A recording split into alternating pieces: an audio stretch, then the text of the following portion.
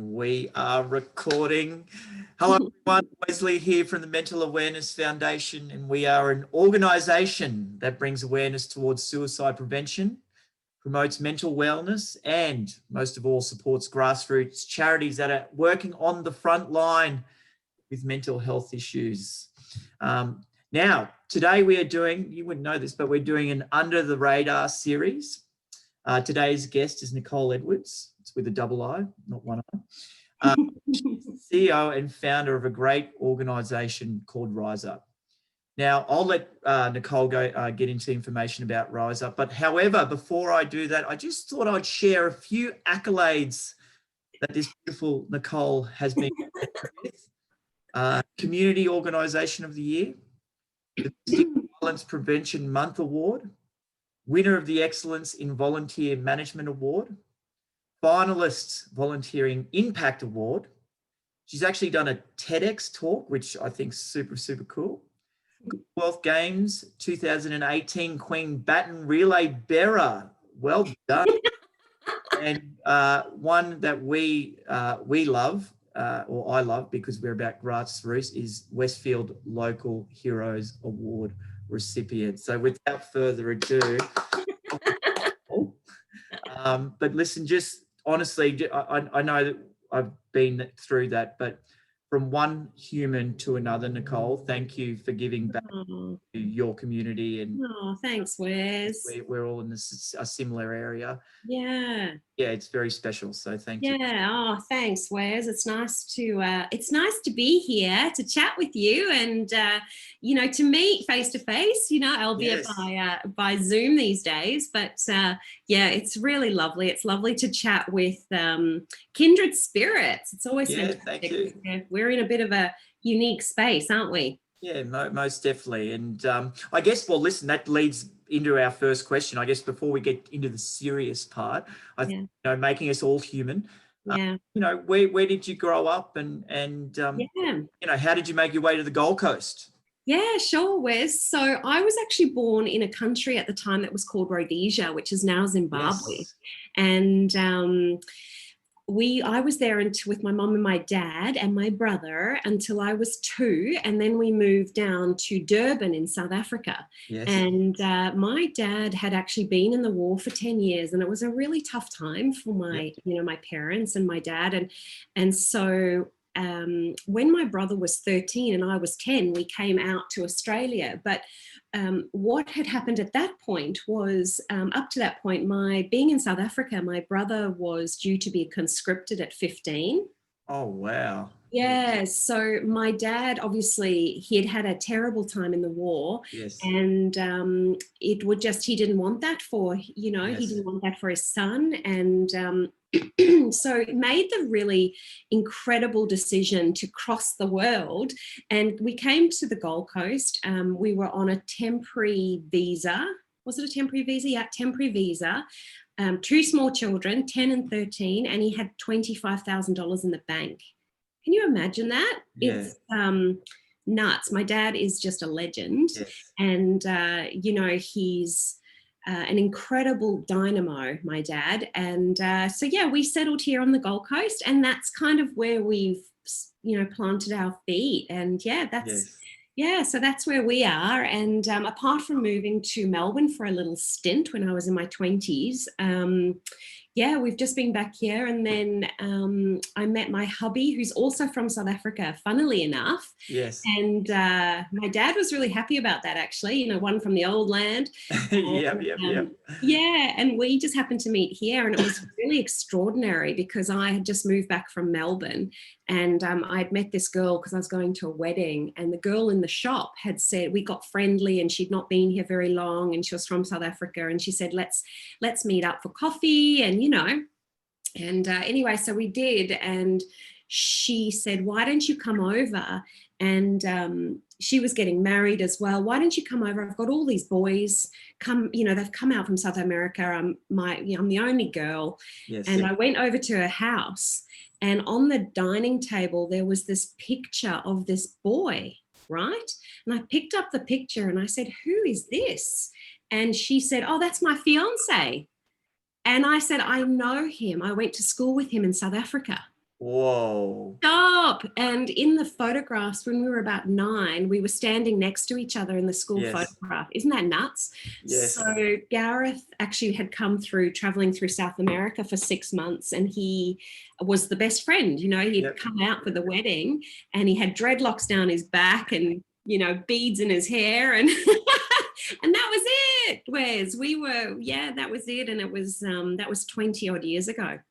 Well, a couple of things. Actually, I remember at an 18th birthday party, I was walking through the corridor of the girl that was celebrating her 18th, and I'm looking at the family photos, and here is a preschool photo of the girl that turned 18 and me next to each other when we were 4 years old, right? It was just like, whoa.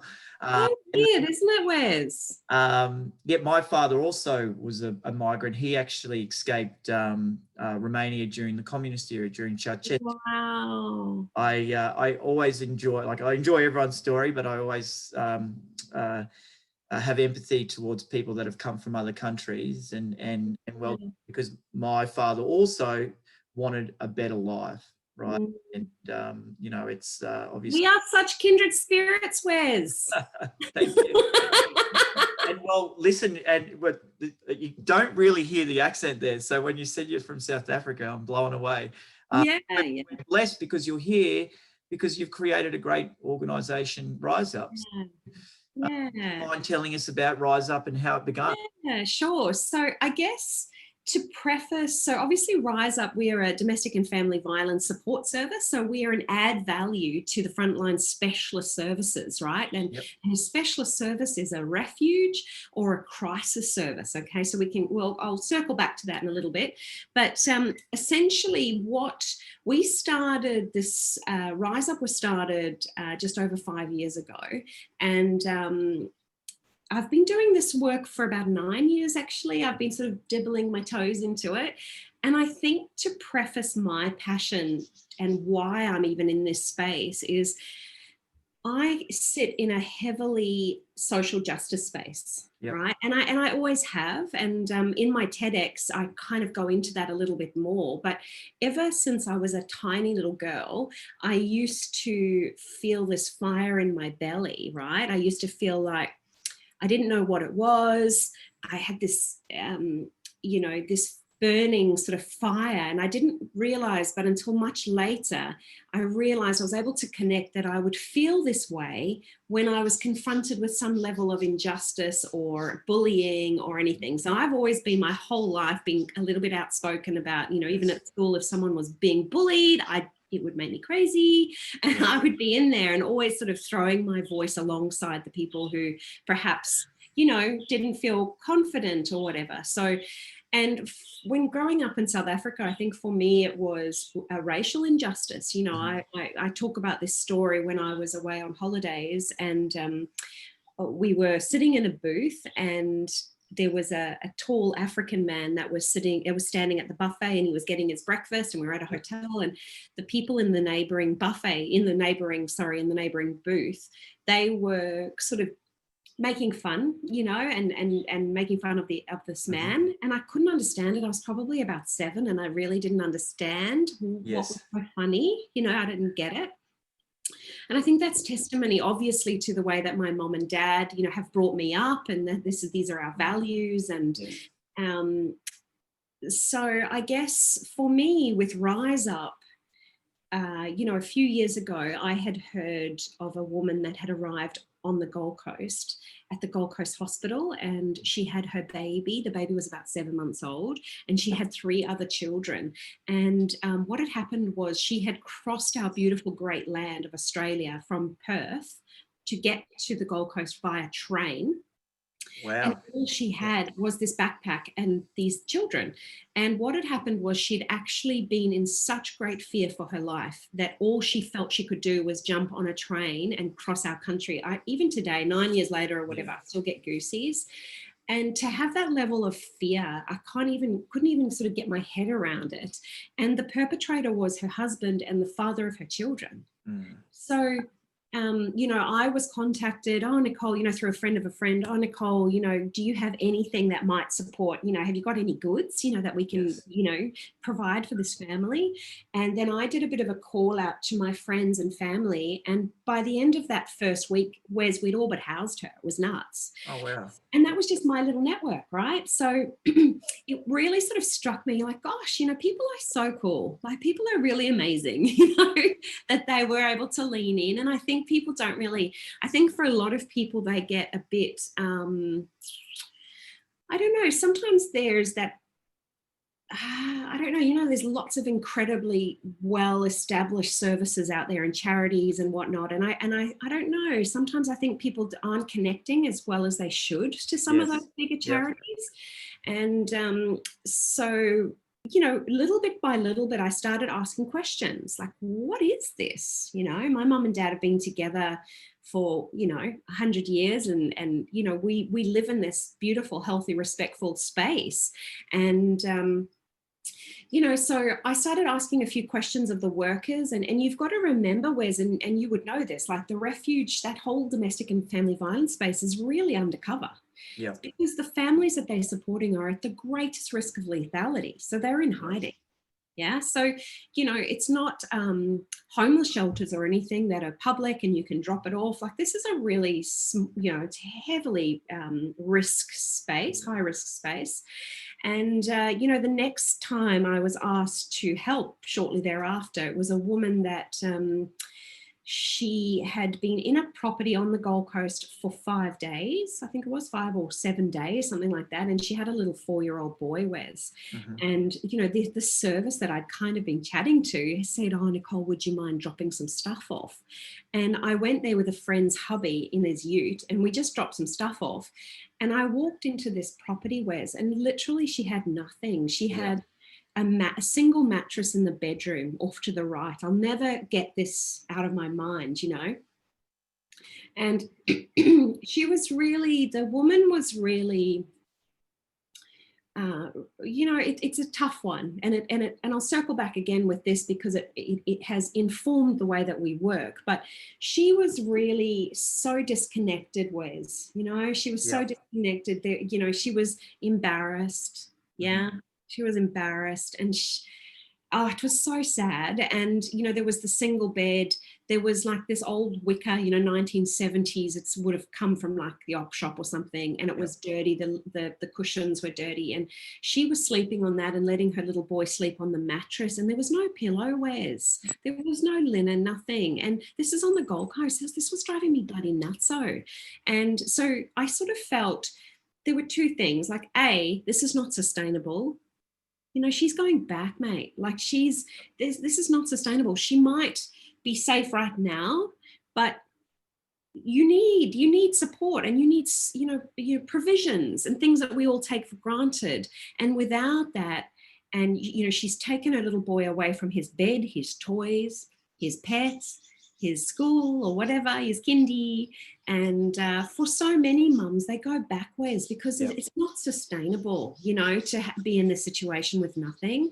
And sometimes for a lot of women, they'll go, I'll deal with that as long as my child can have his bed, and that, I'm not, depriving them of, their stuff and their comfort and their, all of that. But obviously, domestic and family violence, it has massive impacts on children who are living in a home of DV. Yes. So I guess that actually might lead me into my next question with where you go there is like, to make it real, obviously you've headed down this rabbit hole, but like, what are some of the stats with domestic violence? Yeah. So so for a kickoff, domestic and family violence is, 1 in 3 Australian women have been impacted. Between women between the ages of 15 and 44, it is the most pervasive illness causing death or injury. But in Australia, for women aged 15 to 44, most pervasive, causing death or injury. Hideous. 3 women a week are hospitalised with a traumatic brain injury. Australian police are called out every 2 minutes to a domestic violence incident. It's the highest percentage, makes up the highest percentage of people coming into emergency due to injury. So it actually is massive. Like, we have such a big problem with domestic and family violence. It's not just physical. Okay. Yeah, So, yeah. There's so many different components. There's mental, there's coercion, there's, emotional abuse, financial abuse, spiritual, sexual abuse. We've just not long ago helped a woman who had a number of children, and that's through reproductive violence. Yeah. So, sometimes and the broader public can sit back in a space of judgment to go, crikey, so many children, you need to stop. Do you know what I mean? Without actually thinking about the unintended consequences and knowing a little bit more. And I'm hoping that today's discussion, it will give your listeners and viewers a bit more of an insight into some of the complexities around domestic and family violence. And I still think today, so many people say, why doesn't she just leave? Yeah. And what we don't, right? And what we know about domestic and family violence is the highest number of homicides occur in the week that the woman decides to leave, because it's the point where the perpetrator or the person using violence has lost complete control. Yeah. Power. Yeah. Power and control. And it's the highest number it has the highest risk for children being killed in that first week. So, for us to just flippantly say, why doesn't she just leave? It is massive risk, Wes. So, and I'm just here, like, in my mind, I'm just like, it's complex. There's so many complexities, like, yes, you can just leave, but it's like, well, where do I go? Where do I go? Food, like totally. the iceberg, and totally. And I just feel, I'm so passionate about creating community advocates, community ambassadors, because for us to affect long-term systemic change, Wes, it is actually going to come through society. Yeah. That's us, right? That's all of us. It's everyone listening. It's us going, you know what, let's lean into this really tough space. Let's open our minds up and step left of judgment. And let's understand and start to unpack what is happening. Why have 50 women already been murdered this year? Yeah. 50 women have lost their lives. So then if you think about, like, the people, their loved ones, their mom and their dad, and their children that have been left behind, and their best friend and their cousins, the ripple effect, that's devastating and links to extraordinarily high levels of mental health challenges. So, it's definitely, it is an issue. I think we can all really sit back and, from the comfort of our homes, and think that the problem is too big. And how do we even, we're always seeing on the news, it's, another woman's lost her life, or a child has lost their life, or whatever. And we can be really overwhelmed by that. But I feel that there is so much that we all can do. And it might be things that is as simple as... Or what is it that we can look out for? Yeah. So what are some of those things? Yeah, well, I think the first thing is to be obviously really open-minded, about domestic and family violence. Yes. I always talk about this with my team, is stepping left of judgment. We have to step left of judgment. And having the courage, because we're expecting these families to have so much courage. So if we're expecting that of them, the least we can do is also have a bit of courage to call the police. If you're hearing something, call the police. Your phone call might be the phone call that motivates and enacts a reaction. It might be the phone call that saves a life. We have to start thinking about the internal dialogue that we all have around, it's just a domestic. Because what that's doing is it's minimizing the impact. So it is everybody's business. Domestic and family violence is something that, and I think going back to why we even began RizeUp was I just wanted people to talk about it. Like, I just feel like it's a beast that thrives in silence. Yes. A bit like mental health. Yes. Yeah. The beast that thrives in silence and shrouded in shame.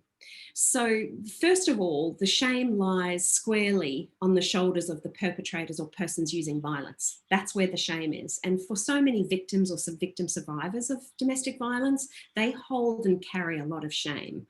And as that is not theirs to carry, that load isn't theirs. Yeah. And as a society, we need to make sure that the dialogue supports the fact that we're keeping our eyes focused on the perpetrators and we're not victim blaming, and we're creating an environment where these families are feeling seen and supported.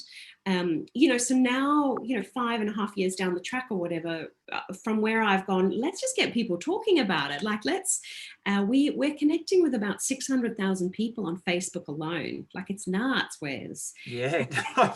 Well, we've got 10,000, but that's 600. And I think we are doing good. But you are doing great. Yeah. That is an amazing network. Well done. Yeah. And the thing is, Wes, it's just really around, I come from a sales and marketing background. So yes. I'm not a counselor or a support worker. I'm someone that cares.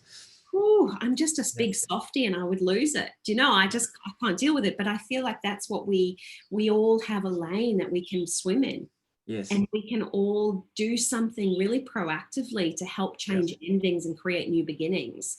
And so it's, so we created a couple of programs where we're now actually at 5 programs. Gosh, so the busiest of our program is the Homes program, okay, which is, it is around creating a really practical response. It's so simple, Wes. Like, this woman that I talked to you about, she's gone out with nothing, absolutely nothing. So the frontline workers are some of the most incredible people I've ever had the privilege and honor to meet, that show up every day. They show up and they are working with some of the darkest parts of humanity.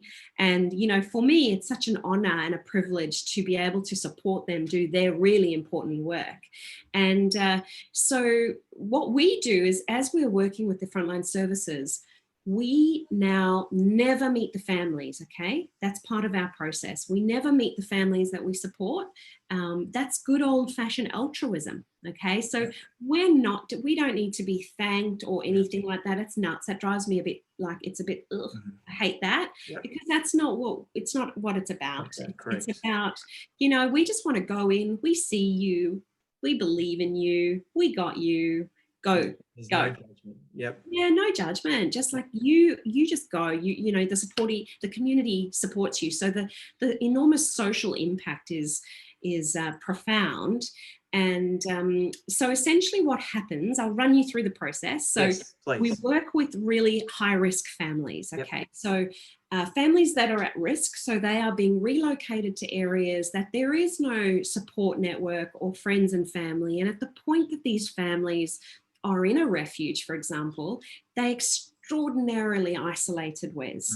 So they have been, one of the strategies of perpetrators is that they isolate them from their friends and family. Put them away, yep. Yeah. So they don't have, if you think about us, we have our friends and our family, and when we move, we go, oi, come and help me, and they don't have that. So the community becomes their friends and family. So we will receive some paperwork around the dynamic of the family and how many beds are needed, and, if there's a baby, we know to put a cot in. Yep. We find out what the special needs are. There might be a 13-year-old girl or a 13-year-old girl, but she hates pink and she's a rock star who loves black. So, we then tailor our delivery around that. And that's amazing, right? So asking those little questions that make a big difference, right? Yeah, it really validates them so that they go into these homes that are fully set up. They are being referred to by frontline work specialist services as anchors for trauma recovery. Yeah. Massive, Wes, anchors for trauma recovery. So, there is food in the pantry. There are fully equipped kitchens. There's a dining table they can sit and have dinner together. There's a lounge. There's a tea bag and a coffee cup ready to have a cup of tea. The beds are made with beautiful linen. There's everything in the bathroom and laundry pack. So whether the home is created in Townsville or whether it's in Blacktown, okay, in Sydney, our packs are consistent. So we're a bit of like a rollout. We're a bit of like a franchise almost, right? So we're so operationally driven. So everything is consistent. We're a dynamo logistics beast, and we are connecting people where, you know, you might be saying, oh, Nicolle, I've got a couch. Now, we're not dumpit.com, right? We are taking some of the most beautiful things, because it's, you know, some people in my journey have said, well, it's better than nothing. Something's better than nothing. It's not. I'm not going to put something that's crappy and damaged and dirty in a property where this woman has been told that she's crappy and dirty and doesn't deserve anything good. I'm not going to do that, because what's that message where it's just validating their thoughts, right? So it's like, no, totally. That way you are worthy. Yeah, you are worthy. You are amazing. It gives me goosies. I'm a bit of a nutter. I just feel like, you know, I just think it's just the strong sort of messaging around validating these incredible people. And that is the first step around trauma recovery, Wes. You know, these families have experienced the most horrendous things that, you know, for a lot of people watching and listening, it's so far beyond our scope. Yes. And I think down, you know, so many years down the track for me and my husband, you know, we closed our business down a few years ago because we literally can't unknow what we now know. This is it. We're done. Yeah. We are done. Yeah. Yeah, because we need the need is enormous, and we need to be in it all the time, because there are lives that are being lost and futures are being irreparably damaged. Yeah. So, you know, so that's the homes program. We've got the schools program, which is our youth enrichment. Now, this came about a few years ago, very early when I started. And, you know, I was at SeaWorld and I had the kids and with the hubby, and we were in the dolphin, you know, watching the dolphin show, and I was on my emails. I'm always working. It's nuts. So I know that feeling. So, right? It's but, nuts, you know, there's a reason. It's just nuts. And my children are just the most beautiful human beings, honestly. They've grown up sort of sharing mum and dad with, you know, this stuff, you know, then they're really gracious, you know, which I sort of forget that every now and then when I'm telling them to clean their room up. And but you know, they're you know, I got this email from the support worker, and she said, oh, it's been it was a really tough day yesterday. And I said, you know, what had happened? And she said, oh, Nicolle, you know, there was a little 8-year-old girl that had come into refuge. Now, this is on the Gold Coast. There was a little 8-year-old girl, and she started school yesterday, and all that could be given to her was the paint-stained uniform that had been left at sick bay. Yeah. Oh, Wes. Yeah. It was just, and I remember feeling it like teary, and I had these big tears and these big elephant tears. And I remember Gareth saying to me, such a cool human. And he just said to me, babe, like, we need to convert that emotion, because the tears, it's not going to help her situation. So we need to convert that into something tangible. We're going to, you know, convert that. Let's not. And I think, and that's kind of the message I sit with my team as well now, you know, all these years later. It's, you know, we need to sit in the light. We need to sit in the light, because if we sit in the dark, we can lose ourselves. So let's sit in the light and create new beginnings. And you know, how do we convert that into passion to, you know, actually affect change, rather than letting ourselves be so challenges into opportunities. So.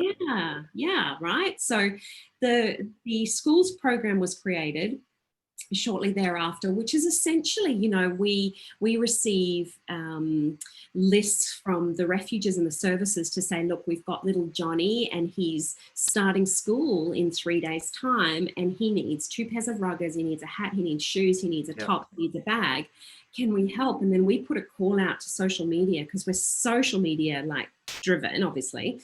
And people sponsor it, Wes. So they'll go, Yep. I'll buy the hat, I'll buy the shoes, Nice. I'll Yep. buy the hat. And again, what are we doing? We're connecting that broader audience with the issue of domestic and family violence. Yeah. So we're connecting the two parties and then driving awareness to the really huge issue of, and getting them to think about these little people that have been displaced. And so what we then do is we transfer that money into the uniform shop.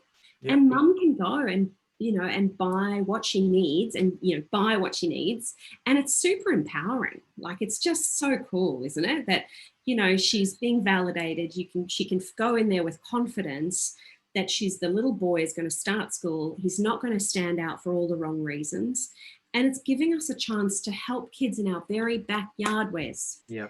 I said we come from South Africa. And so we know poverty, we know crime, we know disadvantage, we know it. And I think to live in and to sit in this beautiful country, Australia, we need to help the people right here. Yeah. Let's let government sort out the foreign aid, and let's us as individuals dig in and help the people in our backyard. Because I think if people knew just what was happening, you would all be completely devastated and hearts would be broken, and you wouldn't understand the enormity. We're always connecting with the images of the children overseas needing to be sponsored and all, which is so beautiful. And Yes, I definitely don't I love that as well. Yep. I just feel like we need to really dig in here. Yeah. We need to drill in, because these kids are just, and they're growing into adults with, enormous mental health challenges. There's increased suicidality. There's disconnection with friends and family, higher rates where they aren't able to sustain jobs. The impact is really far. So, that's nutso. So that's the youth. No, and thank you for sharing that, because that's why, it leads into my next statement. Is that's why our board and our community wanted to assist and donate money, because it's obviously domestic violence is one part, but what comes with that is mental health issues. And when you see it, and just as you've explained it, and that was my computer, not yours. Oh, well. But our boards recognise this, and we wanted to step up to RizeUp and donate $10,000. It's honestly, and Wes, so that leads. So I think I've been referred to as a bit of a super connector, right? So yes. I love. And I guess it's that whole sales and marketing background for me. I'm a bit of like, I can, identify some gaps, and then, okay, so how do we close that? How do we get A's and B's to meet each other? So that's kind of always, because it's not a one pony show like this. We need to collaborate and walk alongside each other and connect and create great outcomes. And I think for a lot of people within this space, because it's high crisis, a lot of organisations work in silo. So they work on their own, and they are struggling under the avalanche of demand. Yeah. So I spend a lot of my time, I am mentored by some of the most incredible human beings, Wes. It's such a privilege. There's a woman that I know so well, and I'm proud to call her my friend now. She manages the high risk. There are sort of 38 women at imminent risk of lethality that she works high risk, right? So what that means is that at any moment their lives could be taken, because they are either still with a perpetrator, very violent perpetrator. So she manages the risk around all of this. She's ex-military. She is just amazing. And, Wes, like I was saying before, these people that just turn up every day, she came home one day, and she won't mind me sharing this, but she came home one day and found a bullet in her letterbox. Right? She went back to work the next day, Wes. She's strong. Yeah. Strong. And channeling that power of making a difference. What a it's more human. than just her life. It's those Yeah. 38 people, you know. Yeah. And it's really, there is no time for ego. There is nothing. Ego is so destructive, you know. And so these amazing humans, and there's a really dear friend of mine who manages a refuge, one of probably the best in Queensland. Yeah. And they have really informed all of our practice, because there are some really well-meaning humans out there. And I'm sure that people who are listening and watching are going, oh, and they'll be spurred, you know, like we need to get into this space and all of which is so cool. What we always must think about is the risk that comes with this space. Yeah. So it sounds amazing and everything that we're doing, right? And you see it on Facebook and you see the home transformations, and you might become one of our 580 volunteers or whatever.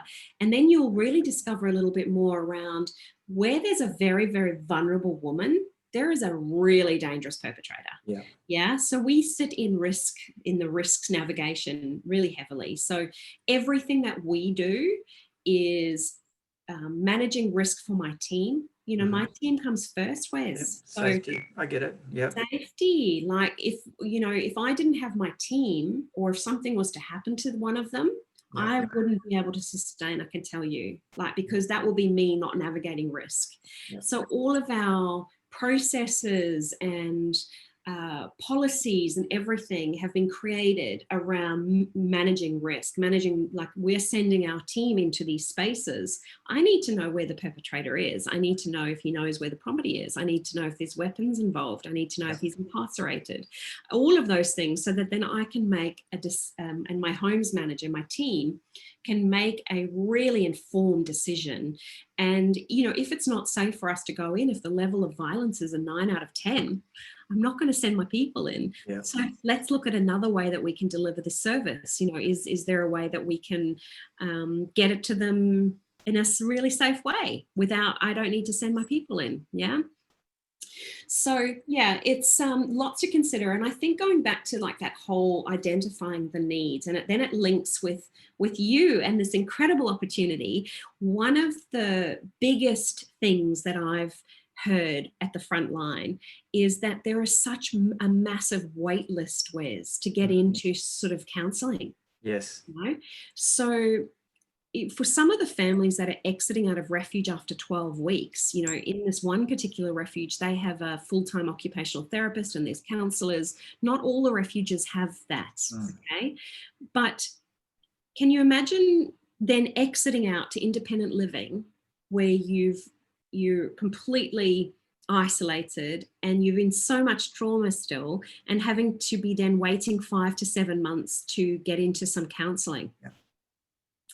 We actually don't have time for that trauma to lay its roots down, because the longer and more embedded it is, it's harder to unravel all of that. So, you know, through this amazing grant, that this has become part of our trauma recovery hub. It's really kickstarted our trauma recovery hub. Wes, you're a legend. So, you know, this is really helping us by, you know, we've set up a program now that with your help, we've been able to cover the gap. So if families are, you know, there's a gap for counselling, and if they know that there's a gap, but they can't afford the gap, they're not going to do the counselling, Wes. Yeah, so now through what we're doing through the Trauma Recovery Hub, we can pay the gap. Takes that resistance away. Right. And then for cold women, so culturally and linguistically diverse families, if, you know, they don't have access to any funds, Wes. Yes. You know, so for us, this is providing us an opportunity again to cover the cost and get them into counselling, and get them into not just any counselling. It's trauma-informed counselling, because, you know, there are some, again, we need to make sure that we've got really the right people doing this work. So it's not generalist counselling. It's counsellors that are well versed in domestic and family violence and the trauma-informed framework. And yeah, so it's very conscientious, this response, this trauma, you know, response. So, you know, and we couldn't have started that, Wes, if it hadn't have been for you all, you know, sending us that money. Like I can't tell you how I'm so excited. Well, you talk about tingles. I'm getting that right now. I'm actually feeling tears coming because, you yeah, it's well, I'm lucky that we can do this, but it's our community that is really getting behind and giving us that opportunity to now make a difference in So your cool. community, and as you say, Yeah. network effect, and yeah, if you're Yeah. watching this, honestly, those little bits, they do add up. It does help when it comes to funds. So I just want to say, Yeah. Nicolle, like where do people find out more information about your organisation? Yeah, sure. So we are on Facebook. So RizeUp with a Z, one word, RizeUp. On the website, you can check us out on the website.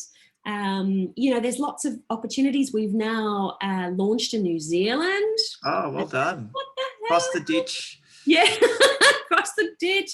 What is it? Kia ora. Well, hello. And the thing is, Wes, talking to the frontline services over there, there's definitely some resistance. There's a bit of like, who are you, crazy? Yes. Who are you coming? And, so I'm so respectful around that. And, you can't just get in, the services over here are kind of going, no, she's okay. She's a bit, Yeah. okay. But, I've had a couple of conversations, and I'm very much we have this incredible response, and we've got these, we've got this methodology that is working, and we are connecting the broader audience, and they are helping us helping us help you. And but it's the same beast, different country. But what is it that you need from us? Yeah, what is it that you need in New Zealand from us? And then we will change what our service delivery looks like according to their needs. Like, let's cut our pattern according to our cloth. No, cut our cloth according to our, no, what is it? Cut the pattern? I don't know, whatever, you get the point. I catch your drift, yeah. It's molding. Yeah. So, so I'm really excited, and, we're always looking for volunteers. Yep. So everybody is nationally police checked. Yep. We are looking, obviously we work in Sydney, we work all throughout Queensland. Yes. We're just moving into Northern Sydney, which is wonderful. Melbourne is ready and raring to go. During our lockdown in Queensland, particularly, but in Melbourne's lockdown, cheapers, our volunteering went through the roof from that area, Wes. Wow. Yeah. And I think that's really testimony to Aussie spirit. Yeah. People wanting to give back even in the face of adversity. Right. And that, there's always that, look, my hubby's calling me, and it just makes me laugh. It comes up Babe or Gareth. So depending on if he's in trouble or not, I'm allowing myself some options, whether I answer. I think it really shows like how people, they think like, gosh, life's hard for us at the moment. And it really has been. This year's been nuts, but people are worse off than ourselves. So how do we give back? Don't know what that looks like when we're all in lockdown, but I want to be a part of something that's bigger than ourselves. Yep. And, the goal for RizeUp is, one day I would love to have RizeUp in every suburb across Australia. We're so desperately needed. I would love for people to recognise that the name RizeUp is synonymous with the men's and women's collaborative voices against domestic and family violence. We're the Australian revolution against domestic and family violence. I just wanted to, I suppose I should have said this earlier, but I speak in a really gendered way. Yep.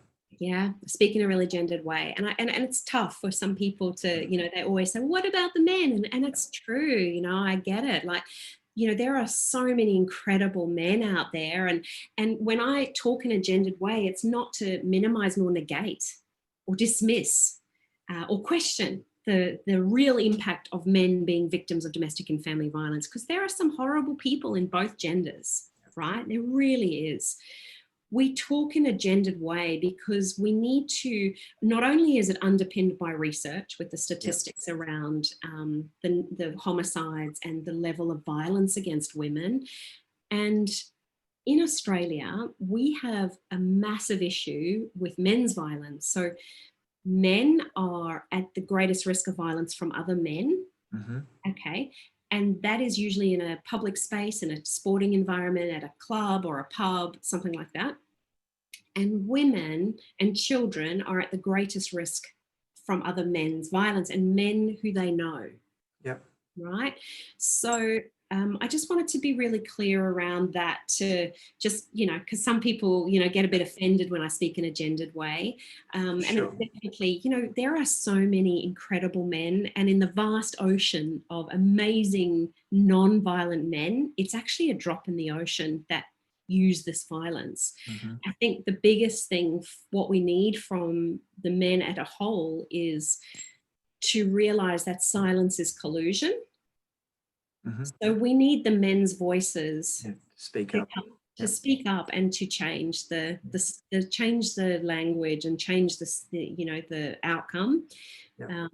We also live in a society that's heavily patriarchal, and one of the drivers to violence against women is gender inequality. Right, so women are still earning less than men. Getting back into the workforce after a woman has had a child is hard because childcare is so expensive. So for a lot of women, it is cheaper for them to stay at home, and then they're not earning. So there develops a bit of a power imbalance within the home environment. There's a great resource out there. If your listeners and are interested, it's Our Watch. You know Our Watch, don't you, Wes? No, not personally, but no. You've got to get onto their website, Okay. Our Watch. Yep. It's an amazing resource. Mm-hmm. And it really explains, it goes into detail a little bit about why do we have such high levels of domestic and family violence? What are the drivers to violence? And it is all underpinned through gender inequality. Yeah. Yeah, so it's super interesting. They've got this this media piece called Change the Story. And it starts from, the little boy and the little girl going to school, and, the boy gets given the truck and the girl gets given the Barbie doll. And, we are reinforcing these very heavily gendered stereotypes in our culture. So it's, it's really interesting. It's such a big space. I'm so interested, I guess, in that's the area that we need to really affect change. Yep. And I appreciate you clarifying that. The hard truth is that you're pointing out reality. Yeah. That's the hard truth. And I guess, hopefully, I think that is on the path, a slow path, but a slow path to changing. That's all. Yeah. So I appreciate you clarifying. And, Wes, I think the other thing is that, we have such enormously a big problem with toxic masculinity, mm-hmm. which drives suicide. Yep. Mental health problems. And, we need to create an environment that is safe for men to be emotional. Yep. And, we need to be able to encourage men to be talking to each other. Correct. Right? I totally agree. Yeah. Right. Wonderful. So, yeah. Anything that I've learned out of this rabbit hole of mental health or just giving charity is vulnerability. Is being vulnerable enough to step forward to ask for help, or vulnerable enough to speak to someone that you feel safe about what's going on internally. Yeah. And I'm assuming it could be very similar, being vulnerable enough to say, hey, what's going on at home, if there is domestic violence. And totally. Having courage to ask, are you okay? Actually, are you okay? And I'm here for you. And I think that answers your earlier question, Wes, around, in this space and as bystanders, if you have a friend that and she's disclosed that there's some heavy stuff happening, what is really, really important is that we don't swoop in and replicate the behavior of the perpetrator by removing her choice. Yeah. So how, say, for example, it's someone you care about, and all you want to do is get them to safety, and you want to go in and say, I will help you pack your stuff up, and you can come and stay at my place, and we will get this under control. Yeah. What we're actually doing there is removing her choice. Yeah. So what we need to be rather saying is that I am here for you no matter what you decide to do. I am going to walk alongside you for the length of this, regardless of your choices. For a lot of people, they get, and I hear this all the time, she keeps talking to me about her situation and I don't want to hear it anymore because she's not doing anything about it. And we think about the risk again, you know. And then what happens is when people say, I don't want to hear about it anymore, what are we doing? We are isolating her. We're cutting her off, which is something's happening with remind me later. Oh, have I lost you? Have I lost you, Wes? No, you're there. I can hear you. Something weird is happening with me. I'm just not on your screen. You might have lost your Zoom, but I can definitely hear you. Okay. You know, I think what's really important is we need to navigate unintended consequences, and we need to make sure that we're not playing right into the hand of the perpetrator by further isolating this family. We need to be saying, these are the services that are out there. There are really good services. Yeah. There are specialists that do this work every single day to keep people safe. And, you know, for us in the sector, and the same with you, I would imagine, Wes, you know all the acronyms, you know what organization is this and who does that. But for the general public, they really don't know what this space looks like and if there is help and what to do. So the biggest message for everyone that's listening is to go, there are some really great services. You start with 1-800-RESPECT. You could even come through to RizeUp and we will give you the list of services in your area. Yeah. You know, 1-800-RESPECT is the national helpline. And even if you're not the victim, but you need help to know what to do, ring them. It's a 24-hour service. If you are worrying that she's at imminent risk of injury or death, call the police. Call the police. But if it's something that she's trying to navigate, just be letting her know and keeping safe. So try not to text her with like letting on text that, you know, this is the service and all of that, because again, we don't know if the perpetrator is being able to access her phone and her text messages. So if you're there in person, you can be saying to her, look, there's really good services and you just let me know. And when you're ready, I will be here to support you. And in the meantime, I'm going to support you and you just come to, you know, whatever. Yeah. We're going to walk alongside you as you make the decision that's right for you.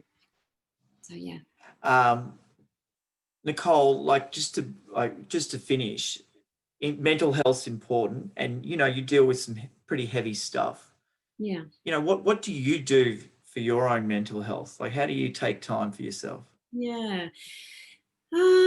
So I love yoga, and I've just gotten back into it. And we were talking about this earlier. You know, for those of you who don't know, so we were talking about the liver, right? So the organ of the liver is your anger. It holds the anger in your body. So, you know, I've got a bit of a funky liver, and I was laughing with Wes saying, my doctor's saying, Nicolle, lay off the booze. But but I'm actually not a drinker. So, you know, well, I'll have a G&T every now and then, but I'm really not, I don't drink. Anyway, but I've got this funky liver. And so for me, it is allowing myself time to get back into yoga. And the minute I start doing yoga and yin and some type of meditation and whatnot, I promise you, like, the pain in my liver is gone. So with that whole, because you don't want to hold it, right? Trauma and anger, it attaches itself to the cells in our body and it causes disease. So we need to make sure that we're sustainable. You know, one of the most devastating things that I have encountered over many years of doing this is, you know, frontline workers, Wes, are impacted with high levels of, you know, disease. You know, there's cancer, there's a lot of stuff happening at the front line. And there's also that's presenting itself with women who are coming into refuge. They go into, you know, they start getting their medicals and they start, you know, building up a bit of a catalogue. So once we get to court, you know, everything's starting to be documented. And it's devastating to know the number of women that are at this point in refuge being diagnosed with cancer, Wes. You know, it's so bad. It's I just from hearing that, you could just see how that's probably a lot stress related. Oh, 100%, Wes. And 100%. it's and if someone's watching this is the importance of taking time Yeah. taking time for your health to try Yeah. stress to wash off, or however that looks for you, but being able to just, you know, turn down that inner voice, turn down that stress level, you know, to look after yourself. And something, not that I phrase this, but, you know, to look after others, you got to look after yourself, right? Yeah. And it's a big, well, ideally, there's a lot of people that always put someone else first. yeah, That's always, yeah. However, you're not Yeah. looking after yourself at some point. And it's not then sustainable, you Yep. know. So I think to myself, and my hubby's always amazing, and he's like, babe, just put it in the diary, it's a meeting. You know, exactly. that we need to, we need to actually give ourselves permission to do the things that make you feel good and fill your bucket up, because we are constantly filling everyone else's bucket up. And you know, I think it's, I've obviously got a great hubby, and our kids and our family super important. You know, we would love to just do nothing but just sit in front of the TV sometime, and Gareth and I can just not even talk. We'll just be by being next to each other, we're rebooting each other. And I think that he is just the most incredible human being. Wes, you would love him. And, you know, I couldn't do what I do without having this amazing human being. Yeah. And I think that goes to everyone deserves that. Mm-hmm. Everyone deserves to have a beautiful, healthy relationship. Yeah. And if it's not, get out. If it's toxic, it's going to cause you damage. No one deserves to be living day by day in a horrible, you just feel yuck, and life's too short, you know? So. Well, if there was my final question, which I think maybe you answered, but I'll rephrase it. But, you know, if you could get a message out to millions of people, what would that be? Gosh, I think the biggest message would be that everybody deserves to be safe. Every child deserves to be safe, and to step left of judgment. And, you know, there's a few messages there, I guess, you know, like being really aware. It's a big billboard, so you can keep going, don't worry, but it's all beautiful. Yeah, just, you know, stepping out of ego, increasing your gratitude. I think people really underestimate gratitude. They think it's a bit airy-fairy, and, you know, I just feel like I've got enormous amounts of gratitude. And I think if we can all, it's not pie in the sky gratitude, is it, Wes? Yeah. No, and Nicolle, from one kindred spirit to another, I can see the genuineness in what you do. And, you know, like the amount of times I've had tingles from it just shows the energy into the work that you do, and that you honestly want to help. And you can just see that with the passion that's come through. And I just want to say thank you. Oh, thanks, Wes. So proud. You know, obviously, you know, I knew that we had donated this money, but it was, you know, I didn't know the depth of how far it can go, or how rich your organisation is. And I know moving forward, we will be a part of, there's going to be a relationship there for a long time. Yeah, thanks, Wes. I just want to say thank you. And listen, I'll finish there, because I actually have to go put on another suit and shoot off work. But it's been another hat. This is probably one of the longest conversations that I've had, but beautiful at the same time. So, Nicolle Edwards, thank you very much.